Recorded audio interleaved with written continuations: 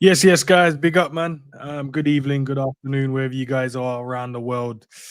Let's talk about Liverpool, man. So much to discuss in so little time. Shout out to everyone in the building. Big up to Sav as well. Man, like, In I hope everyone's blessed, man. I hope everyone's well. The Liverpool squad, however, though, yeah, they're a bit shaken, not stirred. Maybe I don't know, man. I don't know what's going on with them at the moment, but fingers crossed, Liverpool can see themselves through this moment. Um, Look, I've seen you guys said about the Bradley stuff. I've seen that. I've seen a picture of him. But is Bradley fit though? That's the question, bro. Is he fit? Is he too injury prone? So much to kind of we need to dissect that as well. Bradley's the type of player we back him and we want him to do well. But Frimpong's out until after the international break. And whenever I hear that, I always think, okay, that's fine, fair enough, no problem. But then after the international break, are you back, bro? Because I've heard this so many times on the clock. And they used to say, they're back after international, and then they're another month out. So I don't know, man. But big up, Sav. How are you today, bro? Before we even speak about football. good man. All good, brother. Relaxed, chilling. Yeah, man. All good, bro. Everyone good. Yeah, it looks like everyone's blessed, bro. Um, yeah, Cav, are you gonna if you want to join, bro, you can join. If you're free, jump in, man. Um, where to start, man? Where to start? Frimpong, I know we watched the press conference. Mm-hmm. I heard a few bits, and I want to ask some questions around those as well. I've got some questions to kind of dissect around that, but let's start with the Frimpong stuff. Yeah. Frimpong being out now till the international break. Mm-hmm. Bradley only coming back, but there's trust issues there. Mm-hmm. Gomez played, but he wasn't really ready to play, and he hasn't trained with the squad. Yeah, it's starting to look a bit sticky at right back. I'm not even gonna lie. It's starting to look a bit shaky at right back. So my first question, Sav, I want to ask: Mm-hmm. do we need to go and get another right back? Or am I overreacting right now? Yeah. You're Am I right. overreacting? Yeah. You are. Talk to me, bro. I agree with Slot. He said it himself, bro. He said, "What do you want me to do? You can't. Do you want me to get another right back?" Because he said preferably you want two people in each position and stuff like that. Because that's when he laughed and he's like, "Well, we have three left backs, but it doesn't make sense, bro. They did like he can't account for these kind of things, innit? You have two because one might get injured, and it's not normal that two of them in the same position will get injured like that. We had it before with Robbo, Shimikas, and all that when two of their shoulders went, and then we had to use Gomez at left back. But yeah, it just doesn't make sense because what happens when the everyone's fit? Like, where does the other right back go? Because they can't not be on the bench all of a sudden, but they won't be have space on the bench. No one has three right backs in it. Like no club has. I hear it. The only reason why I asked Sav is Gomez normally can cover there, right? So we kind of go Gomez can cover centre back, left back, right back, and stuff like that. So we kind of calm with that. Frimpong's obviously just joined. He's picked up his first injury within the team. And then Bradley keeps picking up these weird knocks. Weird knocks. Before we had the longevity of Trent, he rarely got injured unless it's normally like in-game injuries Trent normally pick up. So you could rely, okay, Trent will play all the time. Bradley can kind of come in. But Bradley was meant to be the guy now that stepped up and be the main guy. And then Frimpong will then come in. But Bradley keeps picking up injuries, and our Frimpong's now picked up his first injury. It feels like was Bradley meant to be the main guy though? I think he was going to be. Well, in my opinion, I don't know if that's from the Liverpool manager standpoint, or maybe from you guys in the chat. Maybe let me know what you guys. It could have been the opposite way around, that they brought Frimpong, and Frimpong was going to be because they know Bradley gets injured. Because as soon as the reporter tried to say something to me about Frimpong's injuries, did you have worries at right back? He was like, Frimpong's like medical records, like it's fine, and it just got an injury all of a sudden. Like it always seems on top for Liverpool. I get it, but like people are just going to get injured. It's unfortunate, but with Bradley, he's always been picking up quite a few injuries since he's been in the first team. The interesting thing was that once you mentioned Gomez in the 20 minutes, the next thing you mentioned was the Bozolo. and then started talking about how he likes having a smaller squad. So he ain't get. I know one thing, he definitely won't go out and buy another right back anyway. So yeah, solutions within. Solutions within, bro. You said that in the last stream and we laughed, but clearly we're gonna run down that route as well. But yeah, I'm as I said, man. Maybe I am overthinking it. It's not. I'm not overreacting because I'm kind of settled with what's going on within the team. But I just look at it and go, nah, Bradley was meant to be the guy. And me and Cav pushed for him to be like, no, it's time for him and this and that, and he's good, and which I will still believe it. But if he's not going to be available on a consistent basis for the team long term, then maybe we do need to go out in the.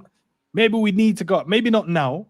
Maybe not this season. But I'm thinking I'll see how he goes this season. But if there's room where couple of months bang injury, couple of months bang injury, then yeah, bro, I can't trust you then. So at that point, you're sacking Bradley off? I would. Not because of his ability, but it's just the fact that, bro, like I can't. That means you're gonna put Frimpong as your main guy.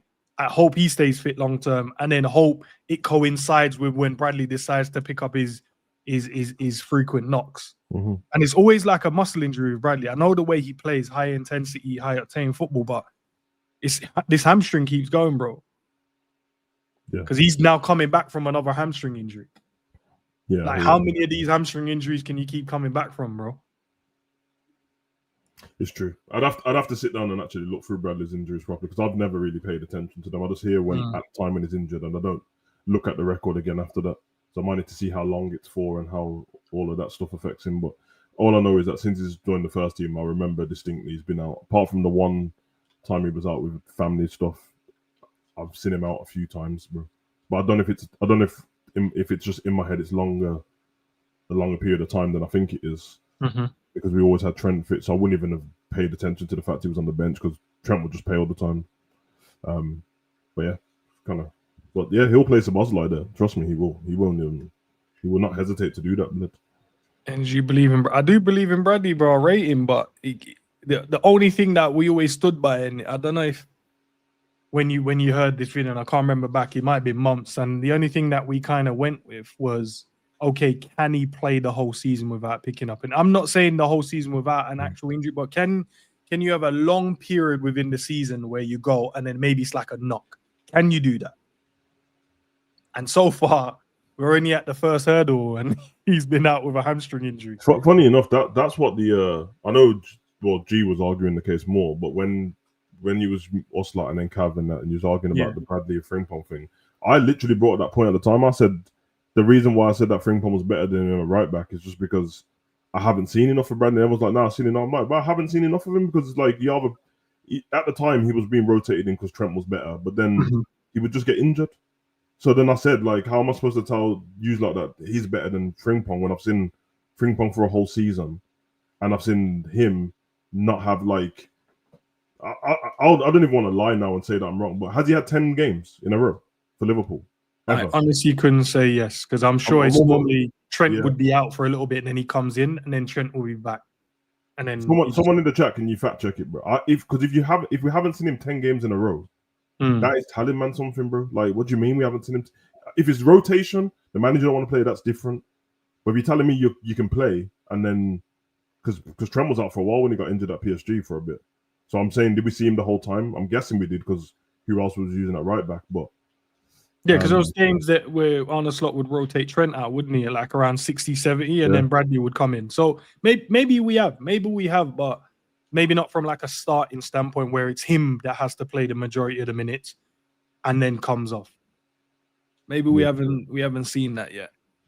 But that's why I asked, bro. I'm not saying for this season. I'm thinking more for next because I'm happy to see what he does this season. Obviously, I don't want to be overreacting in terms of what's going on now, but I wanna wait and see. But if the injury keeps occurring, like plays 10 games, picked up another thigh injury, plays 10 game, ankles now gone, plays 10 game, hamstrings now playing up again, I'll be like, nah, man, I don't know, bro. Like talent wise, you got it, but like you have to be consistently being in the team, bro. Like so that you can get rhythm, bro. You can't keep coming in and out of the team. Mhm. Not gonna get the best of yourself doing that. But big up to Alex for the super chat. Ironically, it might make us play better if Sabo plays right back and inverting instead of making Kirkes do it and look like he's losing. He's lost trying to invert. He does look lost trying to invert. To be fair, maybe it'll work with Sabo. It won't. That is a valid point, but it won't make much of a difference to the left hand side. Because by that, then you're kind of saying that Kirkes won't have to invert on the left because Sabo's inverting on the right, but we do both sides. It's just at different times. There you go. There's a fact check there from 202. It says Bradley 51 games missed since 2023-2024. 51 games. That's a hell of a game. 51 games. That's not rotation. So that's just like he's been injured. And then Scraps just said that his longest streak is 8 games in a row. See? So that's why, man, like everyone was getting onto me, like I wasn't talking about his ability, and I'm just like, bro, man, I've not seen him in a. That's when you can tell how good someone. It's very easy to rate someone off a flash in the pan and say that he's better than the next guy. I'm like, yeah, but have you played 10 games where the pressure's on and your legs are used to it and all that stuff? No, bro. Yeah. 10 games is me being nice. They're professional footballers. It should be 25, bro. Yeah, it should be able to run. Yeah. Because that's like Kelleher at the time coming in and playing 2 games and everyone going, he's probably better than Alisson. No, bro. But once Kelleher had 26 games in the, I'm like, okay, Kelleher is good enough. Yeah, it's him now. Of course, but yeah. So yeah, it's kind of mad still. And it's jokes because we was like, how does Liverpool get all the midfielders on the pitch at the same time? That's how I know. That's how we get all the players on the pitch at the same time, bro. So I wouldn't be surprised if all the midfielders are playing in this particular game. But then you've got Gomez as well. He mentioned Gomez, bro, and I was like, Gomez weren't fit. Gomez hasn't been able to train, 3 days in a row. But we'll see where he is on Monday. So Frimpong's out, we know that. Bradley on the mend. So he's back, he's trained, but is he ready to go into this game? And Gomez hasn't been able to train. My biggest takeaway from it was that he didn't seem bothered. Which is mad, isn't it? For me, he didn't seem bothered. It's just like, oh no, he said we'll be fine though. We've got other players in the team that can play there. I'm like, oh, you're still doubling down on that stuff. Okay. That's what he said about centre back as well. Yeah, he's got. And they asked about Leone. Can Leone come in and play and stuff like that? Yeah. Gravenberch is back now for these games as well, which is good. But yeah, it's just weird, bro. Honestly, it's just weird. I think I'll see how it goes, man. Because maybe we do well in this game, and then Bradley comes back in for the Arsenal game fully, or comes on and plays some minutes in the Newcastle game. But yeah, going forward, man, he's on a tightrope at the moment. Because you just know that, like, from the way Slot was speaking, there was a lot of coverage in this conference about Gravenberch and how good he is. So Grav's going to go straight back in, it sounds like. There's a lot of talk about McAllister wasn't fit, but you know what I mean? And people were doing that last season about me as well, but I'd rather save the player's legs than do whatever. Okay. So he's going straight back in as well, it sounds like. Wirtz is going to play. So Boslow's playing at right back, bro. And if that's the case, just put him in now and keep him there, bro. Don't try and do this, put him in now, bring Bradley back for 20 minutes and then put Bradley in for half an hour, but then take him out. Because if you play there, you're going to have to get rhythm. You can't just, especially if you're not used to playing there. And I mean, to be fair, he covers that spot all the time anyway. So just play him there now. I'm being serious as well. Like, don't do this, put this half-hearted person. Oh, this guy's 40%, he can play. Even when he said that about Gomez, in the end, I was just like, why did you even have him on the bench then? Yeah, I can't stand that shit, bro. Like, why did you even have him on the bench? Should just kept Stevenson around. Yeah, because if he's not ready, he's not ready, innit? Yeah. Big up, Cav. Hi, guys. You okay? Good, Big up, bro. Good, man. Good. Yeah, I don't like this conversation because it's going against us at the minute ends. We shared his praises, bro, and right now he's letting us down with his availability. The thing that we said we wanted to measure him against. Yeah, exactly. And it's not going well. What's disappointing as well is it seems to just be in training or wherever, but it ain't on the football pitch. So it just implies that the body ain't holding up. to what he's testing it to do. And he is still young, but he's grown. Like he looks like a fully fledged, adult in this league now. So it sort of, it's bad signs really that this might just be the way he is. And if that's the case, it's just going to be another disappointed sort of more disappointment in a player that's shown so much promise. I hope it's not the case, but yeah, the signs ain't looking good. And Frimpong being out just kind of shouldn't come as a surprise, because obviously he took him off in the last game, but I thought that was just precautionary, to be honest with you, with Bradley already being out. But for him to be out now after the international break is like, damn. So this is not what you need when you're trying to bed in new players and get up to speed and get a bit of rhythm into what's a relatively new side. Is these players sort of just not available? So yeah, bit painful. Hopefully Gomez can do the best part of 90 minutes, because if he does, I think actually it won't turn out to be a bad thing given who we're up against in the next game. So I'm hoping it pans out that Gomez can do at least 60 and is just solid for 60. And actually that makes us a little bit more defensively solid against the side we're going to have to be, especially set pieces as well. Yeah, and in my mind, I was going, do you know what, Gomez? Because in my mind, while watching it before we got to like the Gomez stuff, I'm like, oh, okay, Gomez can go there. That's a bit of height. I trust Gomez at right back. And he's like, well, Gomez ain't really trained, so I don't know. Then I'm like, okay, so we're gonna have to do a makeshift job then. I guess the only saving grace is that the game's on Monday, so it is there's a little bit of extra training. Maybe that helps. Maybe. Yeah. I mean, your memory is much better than mine, guys. But last season, I thought we did quite well with injuries. I'm trying to remember back on the spot, but no, we did. I remember thinking, oh, great, this is a different training regime under a different coach that's seeking, that's producing better results in terms of availability for these players than perhaps what we got under Klopp. And that's not the way it sort of panned out so early on this time around. So I hope that changes, because Cav, last season it was what was it, Bradley away, not Bradley, Harvey was England. He went away to England and broke his foot, wasn't it? It was a game international. Yeah, early in the season. Trent was, what did Trent have, the ankle one when he was it against PSG? PSG, yeah. So then that was in game. Alisson, I can't remember Alisson's one, but he was out for a while. Ibu was out for a little bit of time as well. So yeah, okay. But it felt like it was all in-game stuff, wasn't it? Okay, we did have some then. Yeah. But I mean, Jota was out again as well, isn't it?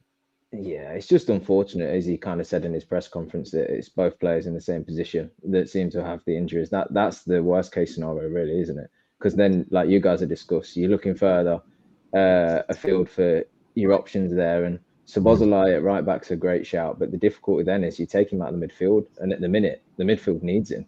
So I know Gravenberch will come back in, but I still think whilst Wirtz is finding his feet, or even just how the side's just generally playing at the minute, you need to compensate for the lack of fluidity, the lack of sharpness with the hard work that Szoboszlai gives you. He's making up the difference at the minute. So I'm not sure that's the way to go. He might even go Curtis Jones at right back. We've seen that before. Oh yeah, Curtis there as well. But looking at you definitely want Szoboszlai against Newcastle in midfield, innit? Yeah. Yeah. Looking at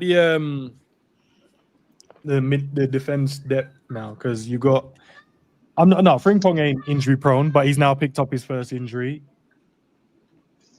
Bradley's he's leaning on that brink of being injury prone, to be fair. Konate look like he's on the better side now. Fingers crossed that stays the same. He's on the better side of his injury concerns now. And then you've got Virgil and Kirkes, Robbo. So you've got loads of players in there.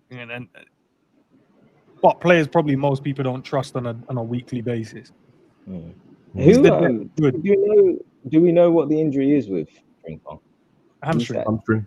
See, that's the one you don't want when you're a rapid player. Well, it sounds like Slot saved him a bit, innit? Because he kind of made a joke about it. Yeah. So I was right to take him off to listen to my medical team, because I got a bit of criticism, didn't I? And I was just laughing like, yeah, you got criticism because you put Wataru on it right back, not because you took Frimpong off. I don't know why you're getting all arrogant. yeah, that's what you got criticism for. But yeah, it's his hamstring. Man. Big up Zabir. Well, I'm pleased he learned his lesson. So I'm not trying to see Gordon against bloody Endo. Yeah, I'm not trying to see play that ball in behind. It's I'm not trying to see any of them. Harvey Barnes, Orton, any of them. Nah, any one of them. Alanga, none of them, man. They're just that's too many fast players, man. But the depth at the moment, we have got loads of players there. We've got 3 left backs, 2 right backs, 4 centre halves. Yeah, difficulty is none of our left backs can play right back. Not a single one of them is adaptable. The only one is Gomez. Yeah, it's mad, isn't it? So we got players, but none of them are adaptable. You got 3 left backs, but we only kind of trust 1. Yeah, man. So fun and games, isn't it? Man just wanted to slang Kwanzaa and that blood. Hey, man. Hey, reap what you sow, you get me? Because I'm telling you, bro. When we played him at right back last season, bro. In fact, Slot brought him on more times at right back. That's what it was. And when I was just thinking, when Trent was gone, that's what it was. They kept playing Kwanzaa at right back and bringing him on. But hey, it's all right, man. Leverkusen, isn't it? Hey, Enzo's going to get what he wants. 3 at the back. Leone on the right side. Hey, push it there. Hey, Kev, I told you, man. 3 at the back. That's what we're going to have to run. Sobo as the wing back. Let's run it, man. Why not? 2 holding midfielders. Sobo and Kirkes can do the hungry overlapping long for long run. Hey, we're good, bro. I think that's what I'm happy to try it for 1 game. I can't lie. I'm just intrigued to see, if it's Newcastle away, it kind of makes sense as to why you would give it a go. I'm all right seeing it for 1 time, but it can't be the way that we want to play moving forward. Only Chelsea that have won the league playing that way. Yeah. And they smoked everyone playing that way, by the way. I know they did, but Rudiger was pretty much a rewarded Virgil. 10. No, come on, we've seen Virgil do that. Zubiri lost his head the first time we seen that. That was against Newcastle as well. Was it? Yeah, because you man were losing your mind in the WhatsApp group, bro. Oh, damn. Nah, in all seriousness, we can't see that because like when you put that thing in the chat the other day and it had Salah right wing back. We weren't wing back, man. It was wingers, bro. We weren't doing the wing back. We were just doing the winger thing. Allow me, bro. It was wingers, isn't it? It was wingers, not wing back. But Zabir, do you want to add anything to the conversation? Big up the man, them. No, I'm just pondering what I heard when I joined in about Sabo at right back. I think it works. I understand the concerns about losing something in the middle, but if he's going to invert anyway, he's basically going to be in the middle, and he has the work rate to get back out there. So I think that works. It might be actually the best approach, unless you try to take like a more pragmatic approach and put Endo over there, which Endo v. Barnes, I mean, I'll support Endo in that. Leone, if he's ready. Jones, same as Sabazalai, but I don't trust Jones to get back out there and stick in a foot. So, yeah, no, I think it's calm.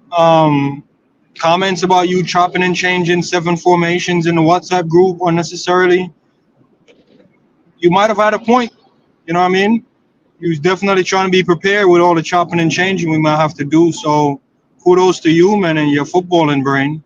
I hope people can see it and respect it the way I do. Fair enough.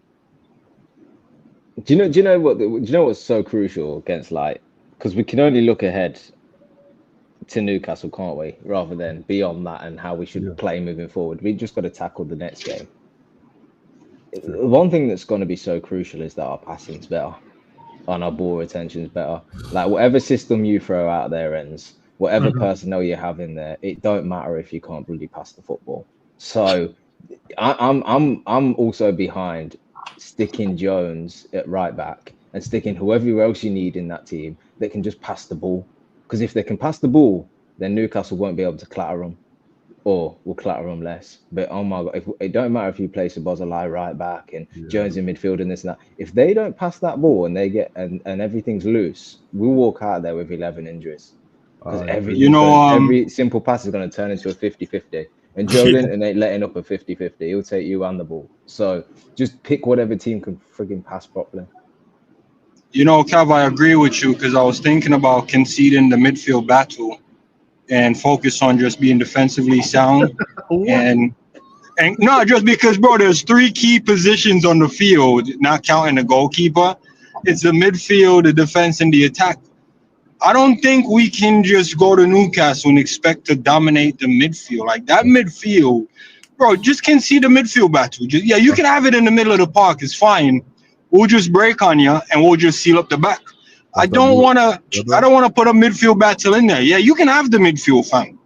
And we'll just shore things up at the back. Yeah, and if you will, look right here. That's that US IQ blitz. Concede the midfield, bro. Ooh, if you concede the midfield, bro, you're getting smoked. No, man, bro, we can't win the midfield battle, man. That is the worst thing I've ever heard, bro. Concede the midfield. So you just think that because we know Newcastle got a good midfield. That don't mean that we don't, bro. We don't just concede the battle, bro. What kind of waste man team are we, bro? Bro, live to fight another day, bro. You heard Cav, and we know the facts. Yo, Newcastle midfield don't pull out of tackles. Our players do. We've seen time and time again our midfielders pull out of challenges, not grabbing man's shirt, not choking man out.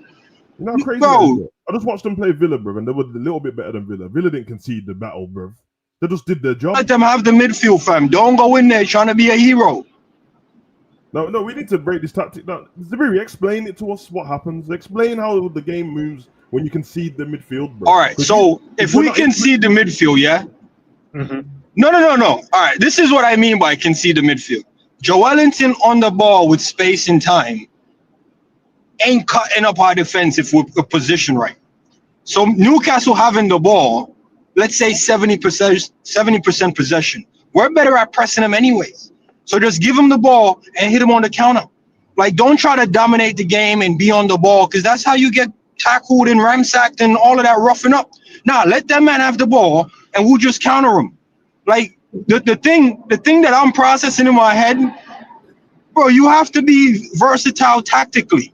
And I'm telling you right now, the only way we mash up Newcastle is just counter them. Because then we don't have to worry about them pressing us, closing us down. Nah, have the ball. What are they going to do with it? Recycle it? Play right in our hands. Attack us? Bro, Newcastle ain't used to that. They don't have the facilities to hold up the ball like that, bro. So just give it to them, man. Roll it at their feet. Let them try something. Hit them on the counter. We're dangerous in transition anyways.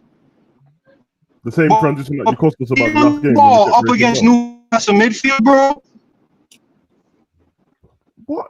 Did we not beat Newcastle last season? Yeah. So we didn't concede the midfield in that game. I know we lost in the cup and we drew the other one, but like we didn't concede the game, which even Cav was talking about the passing. That the other game where Kelleher made a mistake at the end, that was the worst passing I've seen. Because that's when all of us at halftime was in the WhatsApp group. And that's why it didn't work, because we couldn't keep the ball passing the ball around. But you don't. It was a standout. You know, when we look back to last season, it's a standout game. Ain't that the one where we fingered in it? We brought Salah and Trent on and they saved the game towards the end. And then Kelleher made the mistake and then we drew. But concede the midfield and Newcastle don't have the facility. So Tonali and Bruno Guimaraes don't exist, blood. Okay, you're right. Concede the midfield and give them time and see what happens, bro. But what? Nah, man. Oh, it's Zabiri's loving that, bro. But we need to question the IQ. Remember when you questioned me, Cav, and his IQ? I want to ask yourself that question, bro. Concede the midfield, bro. I've never questioned the man in IQ. I have way too much respect for the man, bro. Nah, don't do that. Don't do that. You did, bro. No, we're talking about pro clubs. That's not real football. What, bro? Football and IQ is football and IQ, bro.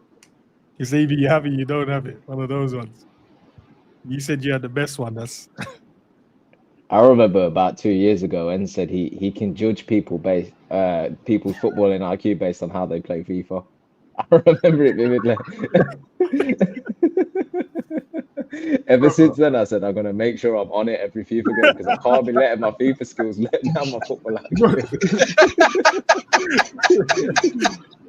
Bro, nah, that's fried me, bro. That's actually what you just said is though, bro. You know what I thought of when you mentioned concede the midfield like that and he's mentioned the tactic and the transition? It made me think of Luton versus Liverpool. That's what we're not Luton, bro. We got this, you think these men just want to spawn all that money in the midfield just for them to just don't need it, bro. Frimpong, step out of the way, concede that. Step out the way, blood. Do you know what? Let me throw Zabiri like a life raft. If we take it back to, was it Chelsea last season where we did actually, it looked like there was more focus on getting. Yeah, we can see the midfield against Chelsea. Okay, I think it might be your turn of phrase, the way you sort of keep saying that, Zabiri. That's not. Nah, it's the word concede that's triggering Savage that wants to go to war in every game. Nah, bro, some war, bro. Let the opponent have it, man. Let them think they win. You know what I mean? Let them storm the base. No one's on the base, and we just bomb the base so we can see the base. But we won the war because we blew up the base with all of them in there. You just made up. I just think that as a Liverpool Football Club, some chump-ass tactics, bro. I swear, bro.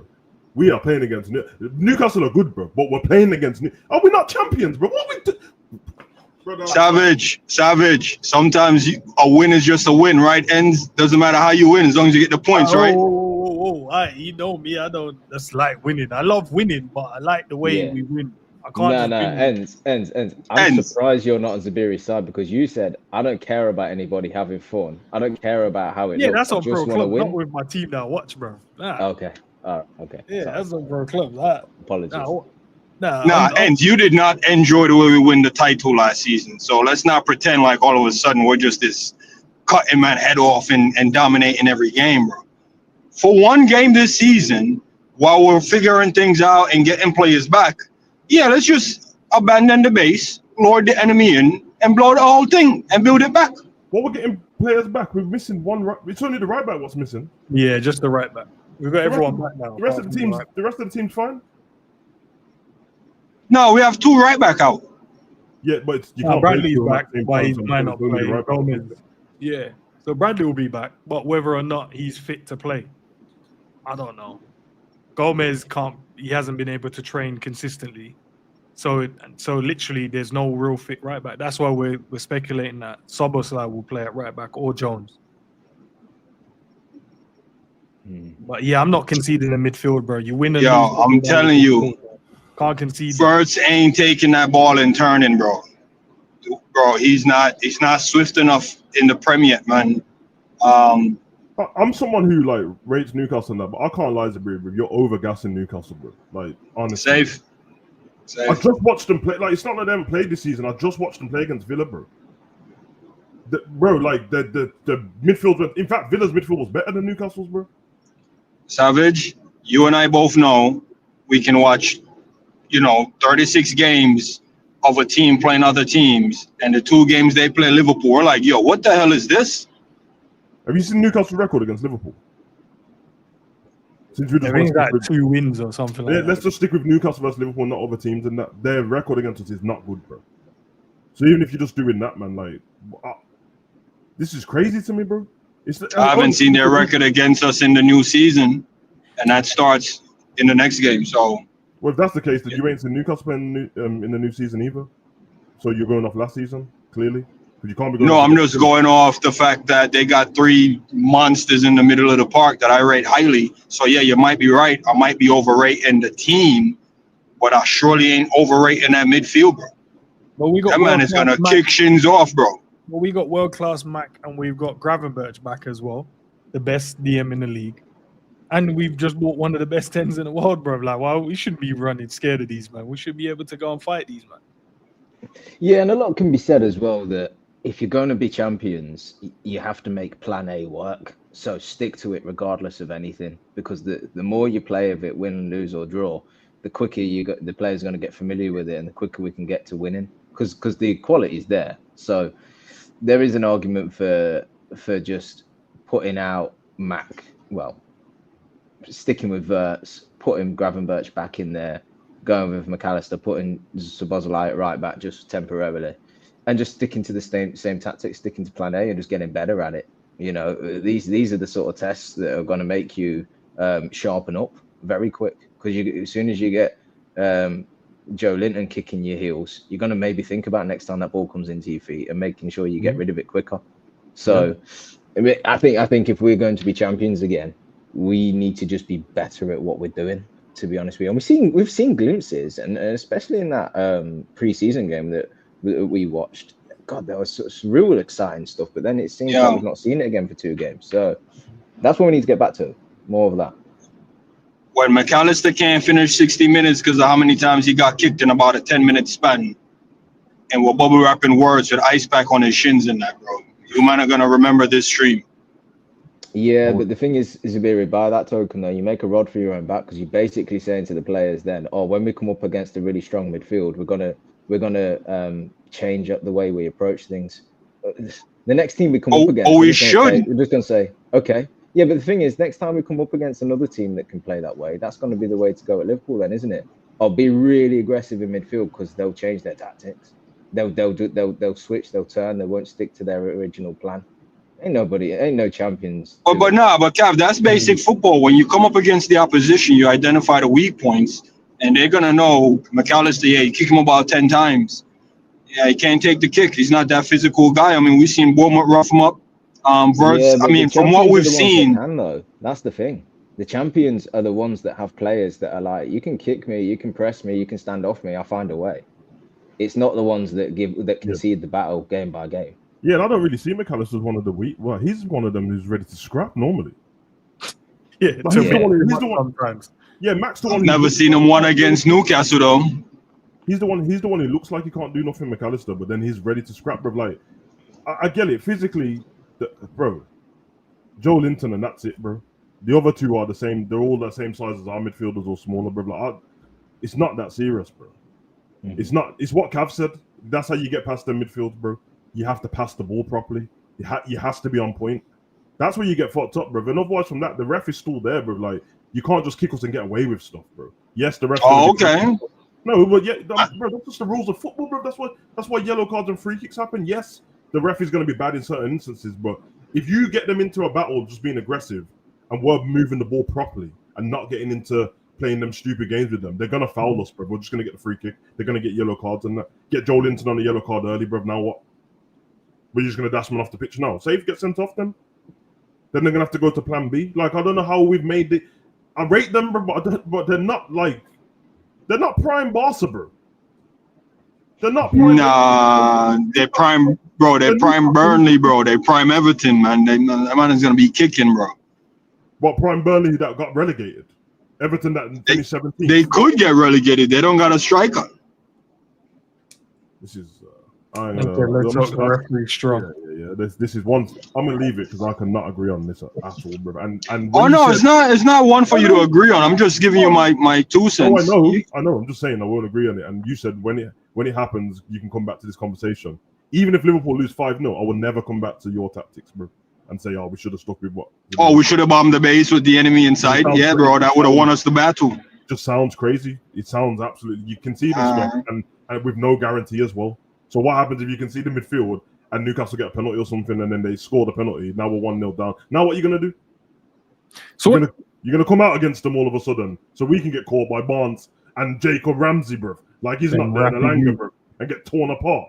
Elanga will just do what Semenyo did, bro. And you can't catch him, bro. Like Elanga. Yeah. Rapid.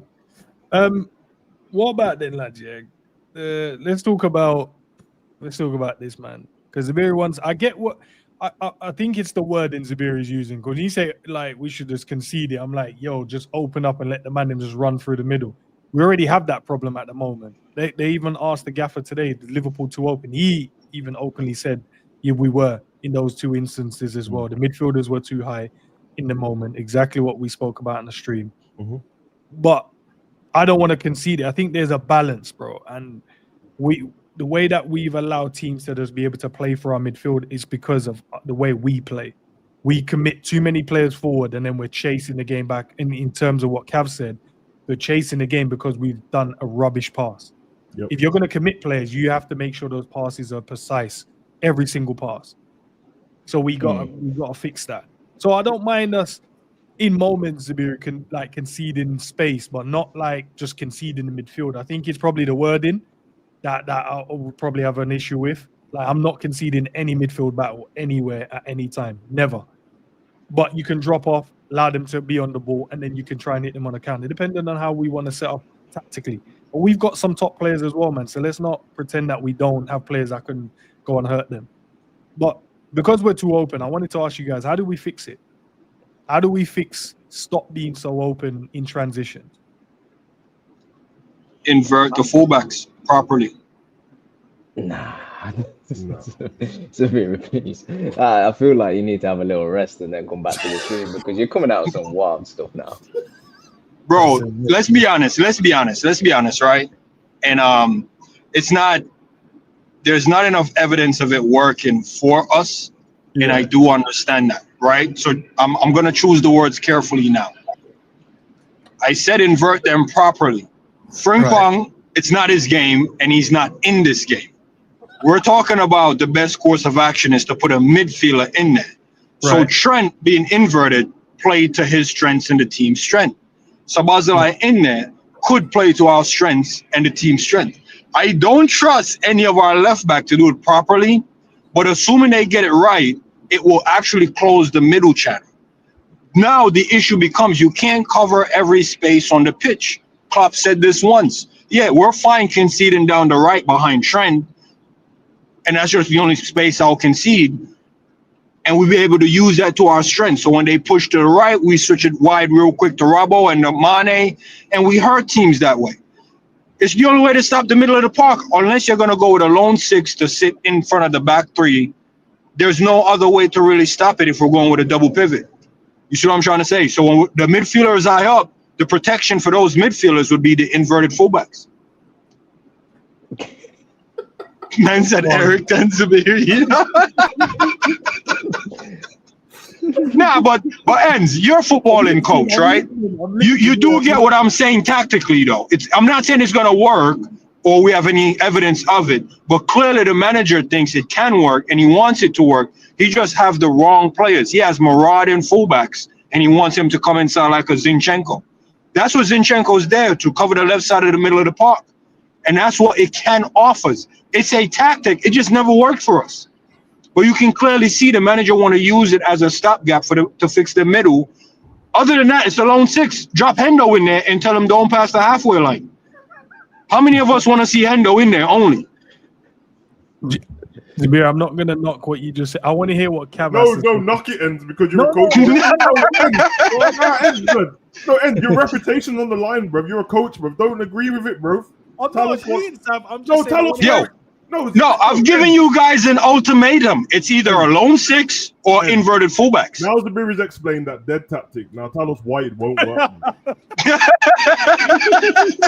What are you gonna have, bro? When you have Harvey Barnes and Elanga just sitting on the touchline, bro. Let's see what happens to them in five. No, go on, Cav was going to rebuttal it. I want to hear what Cav has to say. Then I feel no offense to me, but I don't feel like I want to use the airtime of saying why that's a bad tactic. I think we should just leave that there, and it may come back another day to haunt us. And if so, kudos to Zaviri. But look, I'm gonna be honest. I think there's a lot of little things going into why we're quite open at the minute. Obviously. It's only first game of the season, but take Palace game into account. Okay, this is a pattern now. I do think that to pull in Zabiri's point, and the reason why I've been playing a little bit more inverted, especially with Kirkes, and it feels a bit unnatural, is to kind of compensate for the fact that Gravenberch isn't in there, and maybe Slot just doesn't feel comfortable having so much space in the midfield that he's tried to combat it with putting bodies in there, whereas usually he'll just rely on Gravenberch to sort of manipulate the space well enough that we can build out from the back, and he's press resistant and everything else. So I do think it will change once Gravenberch comes back in. But I know we're trying to create content, but unfortunately, I'm going to be boring and repeat my point. If we can't pass the ball, it doesn't matter what position or what formations you play. You're going to be terrible overall. You're going to be exposed. You're going to find players out of position, because what was happening against Bournemouth was, let's just speak honestly, right? Because this is what we do when we're together. Is Salah wasn't in the game. Florian Wirtz wasn't playing well. Okay, you've basically got 2 gaping holes in your team when that's the case. And what's happening is there's players trying to compensate, not with intention, just naturally through your feeling in the game and stuff. So what you then see is Szoboszlai running all over the pitch. He wouldn't need to run into certain areas of the pitch if Florian Wirtz and Salah was keeping the ball and involved in the game and was passing and was actually an option to the people on the ball. You've seen Ibu step into midfield so many times with the ball. Why? There should have been somebody there looking to take it off of him and progressed the ball up the pitch, which kept Ebu set in his position as centre-back. So I just think that we kind of, in the game, what I seen a lot in Bournemouth was a few bad performances from individuals. And when I say bad, like just completely missing, other players were then trying to fill the void through just running and vacating their position and stuff. And that's how the goals came about. Is you see Szoboszlai just too far up the pitch. And then once the ball's lost, there's nobody there that filled in behind to cover his position. And we got counted on. So I think when we improve our accuracy of passing and we link play and it doesn't require us to run around so much because actually the ball's doing the work, I think players are going to be more closer to where they should be in that phase of the build-up, or when we get the ball's dispossessed and they transition on us, players are actually where they should be. And at the minute, they're not, because they're trying to run around all over the place, trying to make everything happen. So we just need the quality to improve, to be quite frank. You can't get away from it. You need the passing to be sharp. You need players to be able to move the ball with a bit of pace, a bit of tempo, not be dispossessed in midfield. The amount of times I've seen Florian Wirtz sort of lose the ball, and I'm not saying he's not a player that works hard, but the player was gone.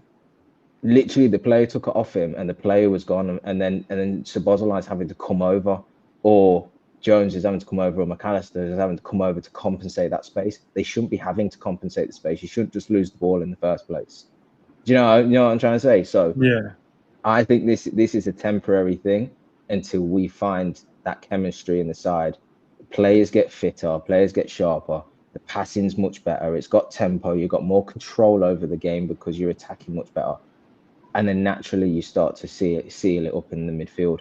And I do think then you start to, once you get that confidence, you feel more confident again to put your foot over the ball and be like, no, we're winning. We don't need to force this. We're confident in our ability. We've just won 10 games on the bounce. I'm all right, put my foot over it and be more conservative and controlled. And that's just not what we've got at the minute. So I'm personally, whilst I don't like to see it, I'm not too concerned about being this open at the moment. I do think it will change as the sort of next month goes on. I would say we will probably improve in this respect. I think that's a fair point. Fair point, bro. Well said, man. I'll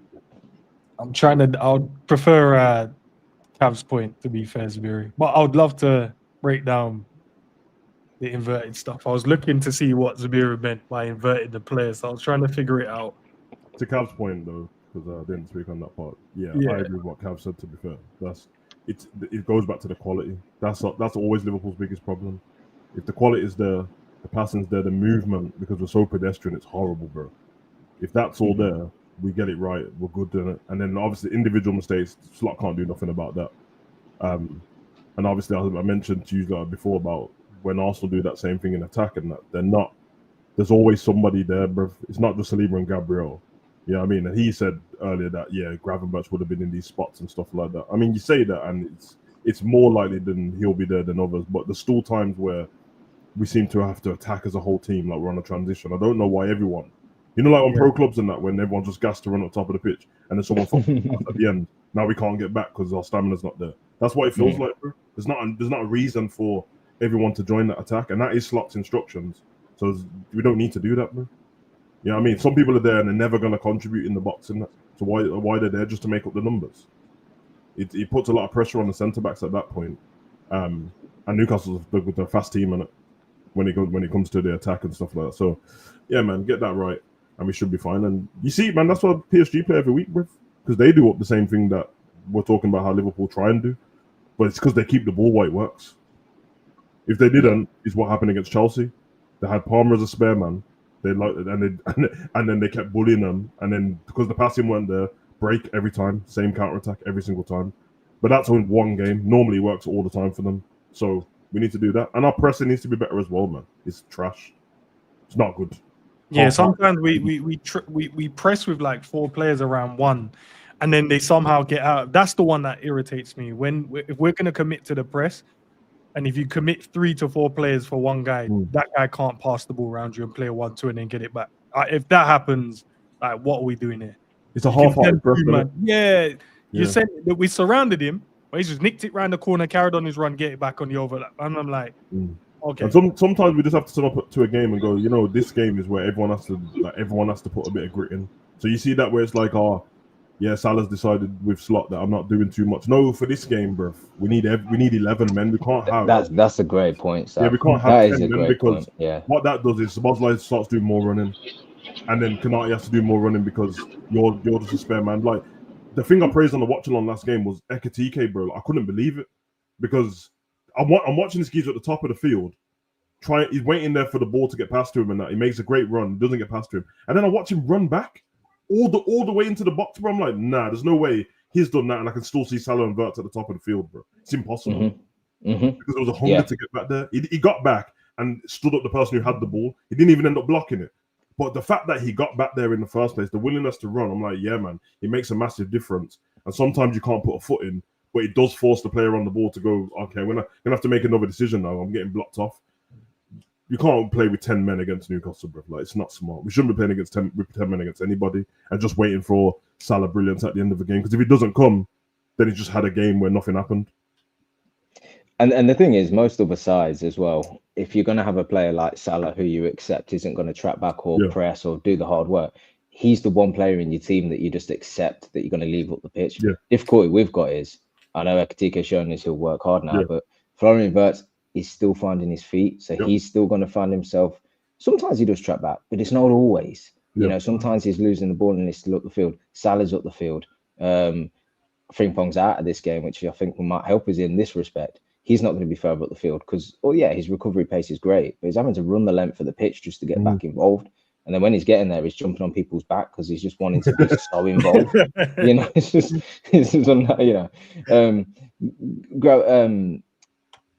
in fairness to Gakpo, he works hard and he does get back. But you just can't carry too many players in your side that when the quality is low, you've got to make up with hard work. You can't then have low quality and not enough hard work from every player as well. It just doesn't work. And that's where teams then start to dominate you. And that's what we will have if like I say, if the pass is not good enough, the play is not good enough, the tempo is not good enough, and we're reliant on that hard work, well, you're not going to get it out of Salah. So you better make sure that everybody else is doing their bit. Yeah. No, fairs. And then last question before we kind of head out, man. What do we need before the end of the window? What do we need? I'd love to know what you guys think in the chat as well. What do we need before the end of this window? I mean, the obvious thing to say is I've got a bit of a concern that Slot spoke about it, didn't he? Getting Ekitike up to speed and sort of making that development from the Bundesliga and the pace and making sure that he can, see out 90 minutes. But we have no real option to him. And I remember before the start of the season, we had this conversation and I said at the time that maybe I'm overthinking it. I said, what happens when Ekitike comes off the pitch or can't start? What is our next tactic? Because at the time I said I'm concerned because Slot seems like somebody who's got loads of ideas, but on the pitch, what it shows is that there's no real shape and nothing. I don't quite understand what he's trying to do here. And in the short sample size that we have seen, when Ekitike has come off the pitch, it looks like he's gone to like a 4-4-2 or 4-2-2-2. Call it what you will.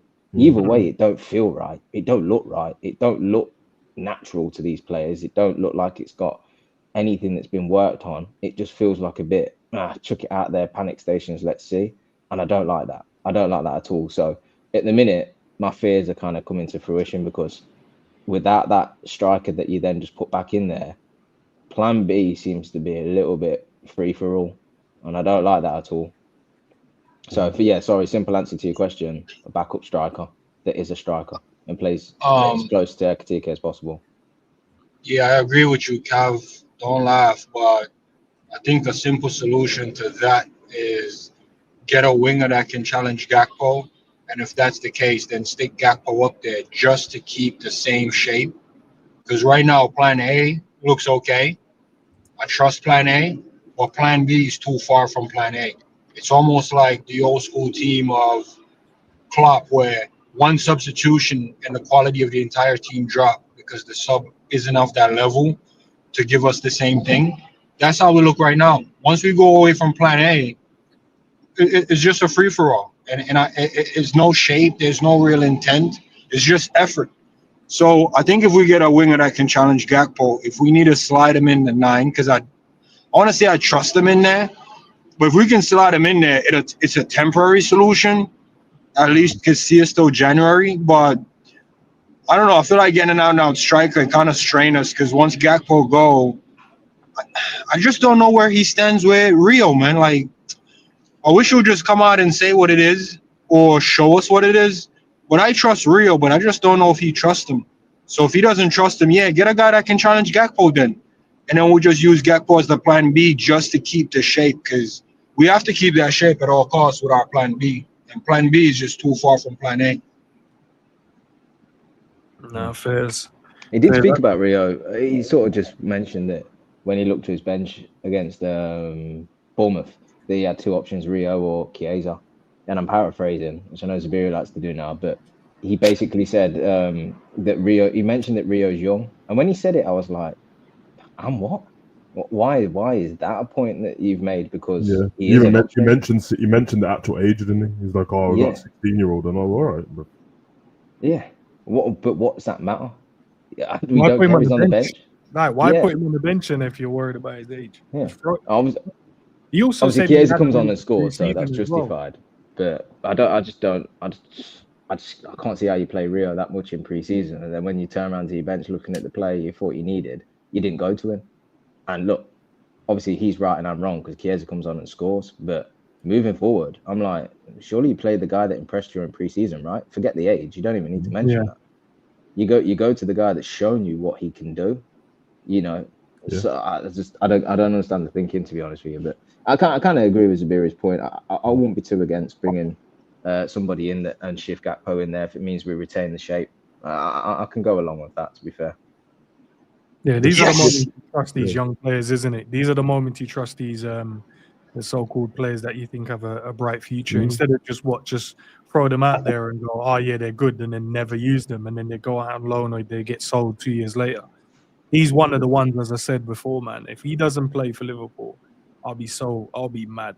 Like, don't put him on the bench if you're not considering to play him. If not, then take him out of our view. Take him out. Put him in the 21s again. Send him out on loan, bro.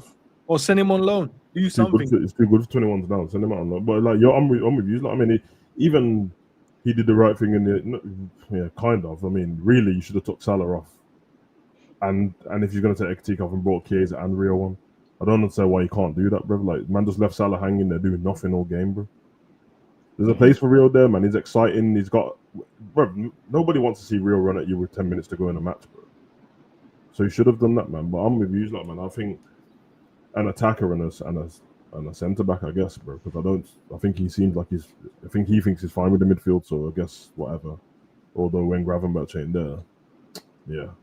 So I was just about to say, Sav, and I'll let you pick up the point. Are we seeing the early signs of a slot side without Gravenberch? Yeah, especially if the tactics don't work. If the tactics are dead as it is, and then you don't have Gravenberch on top of that, it looks that's the signs of it. Because as you said before, if we keep the ball, well, there ain't no hole, is there? We've got the ball, we're fine. But we kept losing it, and like he said that. What did he mention about? It's just that most of the players that we had were attacking minded. I'm like, you can use that as an excuse and that, bro. Attacking minded, bro. You're still the manager, bro. So like, whether they're attacking minded or not, bro, the tactics should dictate what they do, innit? Because he said that Wataru's not attacking minded, and he was at the top of the pitch. You think that was he just decided to be there? He never, no other time does he ever decide to be at the top of the pitch. And now he was up because he brought him on for Frimpong. And your instructions are do what Frimpong does, innit? And Wataru can't do that, but he tried. Now he's out of position. Now you saw what happened. Konate tries to run across, cross goes in, goal. Konate can't cover that space, bro. And once a team figures that out, smart managers, Eddie Howe figured that out straight away. Like, oh, this is what they're doing. Okay, we're gonna leave these lot up here, bro, because we can. We don't mind conceding whatever and sitting back because we got Dan Burn and that just headed the ball away. But if you're a manager now, to be fair, you're probably looking at that Liverpool side. And look, I know we won it in the last 5 minutes of the last game, but you're probably looking at it going, do you know what? Even if it means we don't create anything for 60 minutes, just keep it tight, because when Liverpool make changes, they lose all kind of shape and they're asking players to do things that they probably don't want to do. And then the space is going to open up and that's not something you want opposition thinking about your side, man. Like Yeah. I know it sounds really casual to say, "Oh, just keep it tight, don't concede against Liverpool." Liverpool can create goals at any point during the game, but if you're going to go with the sort of what you believe is the best course of action to beat them, you'd probably say Liverpool right now. We've spoken so much about their depth, but you'd probably say keep it tight. When they start making changes, they'll bring on quality players, but it's the instructions and the plan that they're going on with. And at the minute, it looks like you just say once they switch to that, they take Ekitike off and switch to that 4-2-2-2. They'll be running all over the place to cover the space without any really clear direction. But you said nobody looks like they know what they're doing when once Ekitike came off and he changed that for me. Like, because remember, I'm on the watch along. People are asking, "Where's this person playing?" And everyone's saying different stuff. One person's saying Salah's playing here. One person's and I'm looking at everyone like, yeah, none of us are wrong because none of us know what's going on, bro. I'm just watching man move around the pitch, mad scatty, bro. So you almost need a not like for like in terms of what they do, but a like for like in the position. If Ekitike is coming off, the striker coming on should just be doing what Ekitike should be doing, and it doesn't change too much. But you've just brought him off and it changed up a whole formation for some reason. Yeah, we've got to keep the structure the same at least. I think that's the best way. But guys, we'll leave it there, man. As always, man, I appreciate you guys jumping in and taking your time to come and discuss these topics.